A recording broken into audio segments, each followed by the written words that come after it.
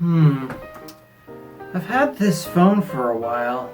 Maybe it's time for a new one. You're finally getting bored of your XS Max? Oh no, I still love my iPhone. I just think it's time for something new. Well, in that case, it's time to switch back to Samsung. We are a completely new brand. We've got bleeding edge smartphones. What are you talking about? I've been hearing a lot of complaints from your fans lately. Complaints? What complaints? I haven't heard of any. What happened to the 1440p display and the SD card slot you always brag about?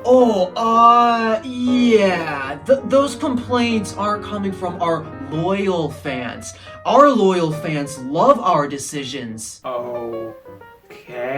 Our fans love our phones because we make the best phones. Our fans love 100x zoom. We have the stylus. And how much do these features cost? About $200 more than the iPhone 13 Pro Max. Forget it. Hey, hold on now. We're still cool and innovative. We have worse chips than Qualcomm. We have the world's most overwhelming amount of options. We have freaking displays that are made of plastic and are extremely compromised just so we can fold them. I'm ignoring you. Who doesn't want a foldable display? Foldables are the future. You finished yet? We have the ability to load a desktop UI on a TV so you can use those mostly useless Android apps to do more professional things. Dude, you're just like your notification system. Now shut up. We're so great, we're even better than the iPhone 14. Look, see? Are you for real? Apple's ruining the iPhone. Apple's ruining the iPhone. Shut up!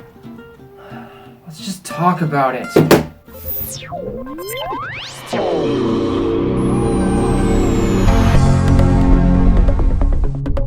That Samsung guy, he really doesn't know what he's talking about, am I right? Anywho, let's actually get into this video because I don't know if you guys know this, but I am not excited about this phone. I mean, I've already been not excited about Samsungs, and that's because, well, they've basically been abandoning what they were known for 5 years ago. Okay, Apple's not doing exactly what Samsung is doing to make me not care about them, but I'm not exactly impressed with what Apple has been doing for the past already 3 years, if I'm being honest. Many of you might wonder, why do I still stick with the iPhone XS Max and why is that still my dream iPhone? A big portion of that is actually the design. And, well, ever since Apple came out with the 11 Pro, they've basically been stepping further and further from their clean design language that they are absolutely known and famous for. And let's just say it keeps getting worse. So that's going to be the biggest theme around the leaks and rumors that I'm hearing. And pretty much those things alone are just explaining why no, I'm honestly not really interested. And yes, I am planning on getting a new iPhone, but I guarantee you it's not the 14. Here's the reasons why after we cover some good things that we're hearing. The first good things about this, because not everything we know about this is negative to me. There are a few positives that I like about this. For example, the rumored 6.7-inch display for the regular iPhone 14, or let's call it the iPhone 14 Max. Not Pro Max, not Pro, just Max. It's basically like a plus size iPhone, but taking the cheaper form's body. So yeah, gone goes the mini, and honestly, I didn't really see much of a point in the mini because, once again, I value my screen real estate, so I could never use mini phones. But I've met a few people who use the iPhone 12 mini and the iPhone 13 mini, and I can see how it actually integrates very well into their lives. Me, on the other hand, nah, it's impossible because, hello, big screen, everything. So yeah, it's a bit sad that the mini is going away. I'm sorry for those of you who really liked the iPhone mini. Unfortunately, it wasn't popular enough, and I can honestly see why. The biggest problem with our phones in terms of getting them small is, well, the smaller it is, the less room we have to work with in terms of improving features and such and such. It's just so hard to actually work with the smaller size. Not in terms of just laying out the internals. It's been possible, it's been done before, but every single time that you get a smaller phone, it's just objectively going to have a few worse things, like, for example, battery. One of the biggest things that differentiate small phones from big phones, sure, it may be the display, but also the battery. Why? Well, if you give two phones the exact same amount of features, well, there's still a lot of space left over in the big one. So what do you use to occupy the space in the big one? How about a bigger battery, perhaps? I will say that battery life was an issue with the 12 mini, but the 13 mini actually fixed it. But still, demand has clearly shown that not many people really want the iPhone 11 mini size, then it's because, well, either battery or display. Those are probably one of the biggest factors. It can't be price because it's $100 less expensive than the standard iPhone 12 and 13. Getting rid of the mini and instead trading it for a similar to the Pro Max size regular iPhone 14 with 2 camera lenses, a notch, and such like that. That's cool. It's good. I really like it, considering that I'm a big screen adamant person. And then there's one other cool thing that, honestly, I'm not too sure why phones haven't integrated this a long time ago, other than, okay, maybe battery drain or something. This feature is a lot more useful than what Apple thought was more useful back in 2020. 5G? Yeah, 5G ain't useful, guys. It really isn't. So what is more useful than 5G? How about satellite communication? But what? Why is this more useful than 5G? We have 5G has these awesome speeds and such. Yeah, have fun accessing those speeds because, where I live, does a 5G tower exist? No. But okay, how about satellite communication? Satellite connectivity.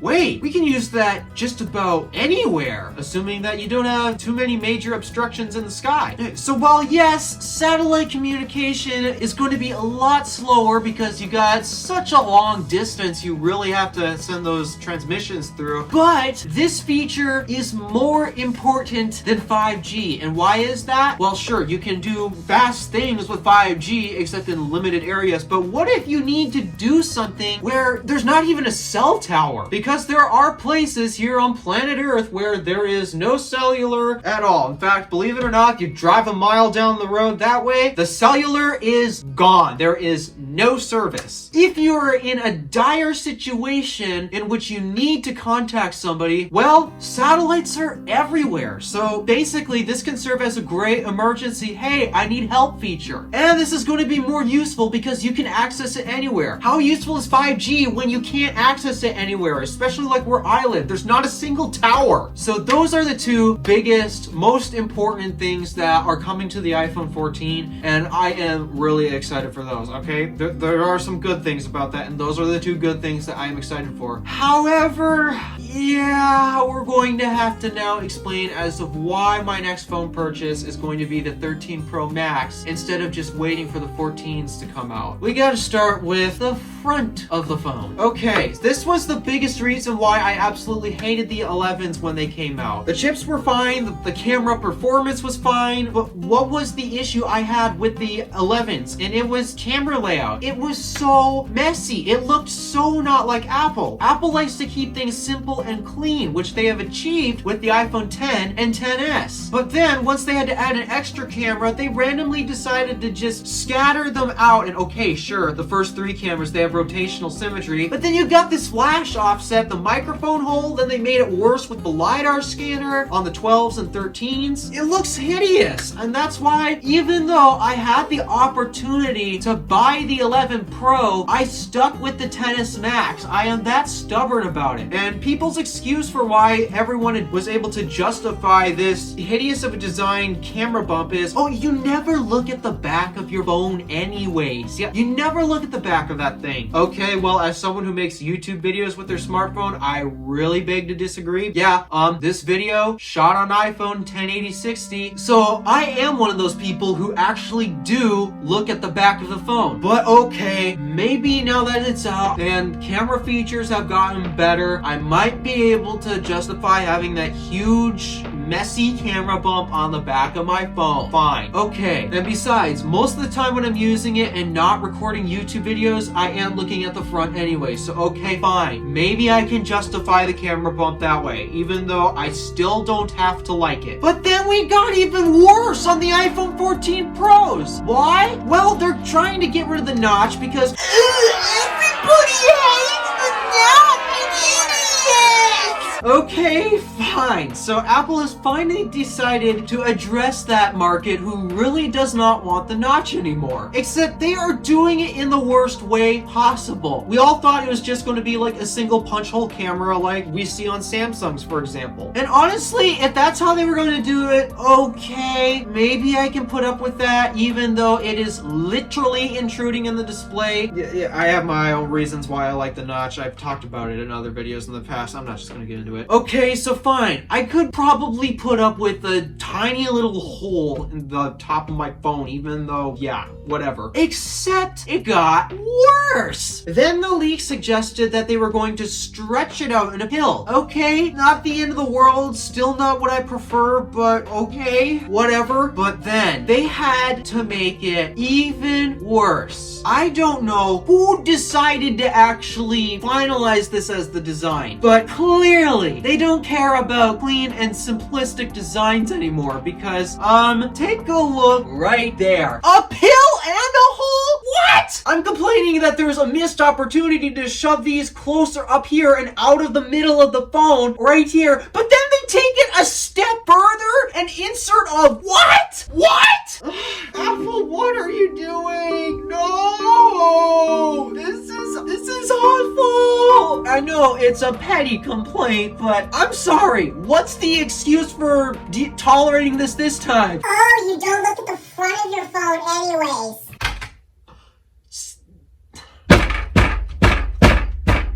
That actually hurt. Ow.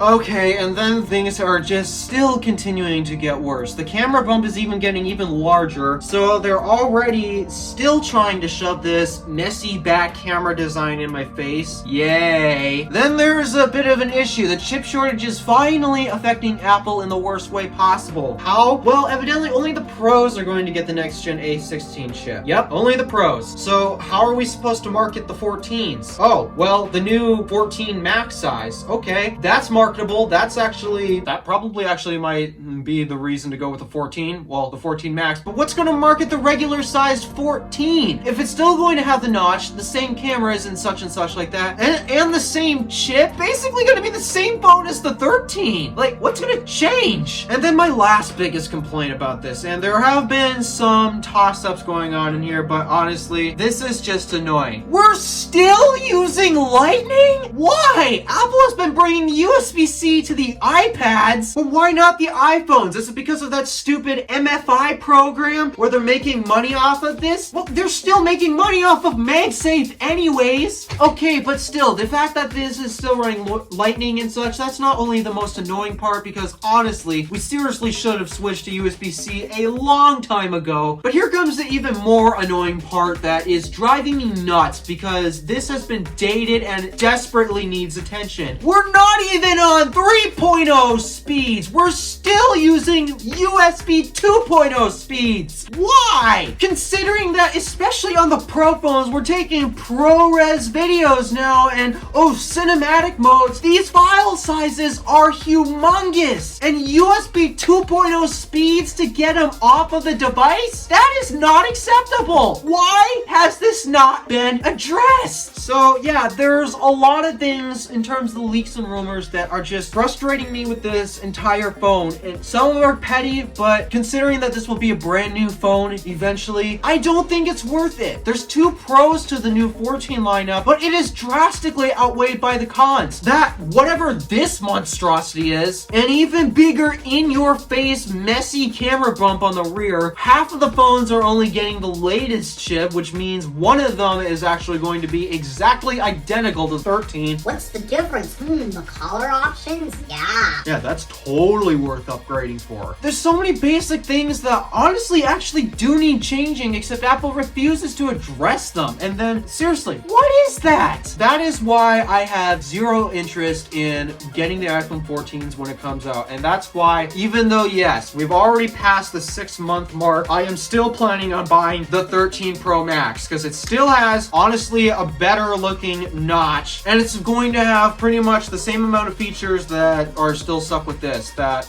need addressing. Like, for example, Lightning. It's got the same Lightning port. Why wait for essentially the same technology to come out? The A12 in my iPhone is already still powerful enough, so why am I complaining about chips anyways? So yeah, that's pretty much it. I'm not going to get the 14s especially. I'm essentially going to do the exact same thing I did when I got my XS Max. I'm going to continue to use that one and not get the newer one, and that's because for some reason, people at Apple are not doing a good job keeping the phone design in check as well as addressing features. Alright, thank you for watching. Do me a favor and interact with stuff below. My name is DeWolf, Random Alpha, signing off.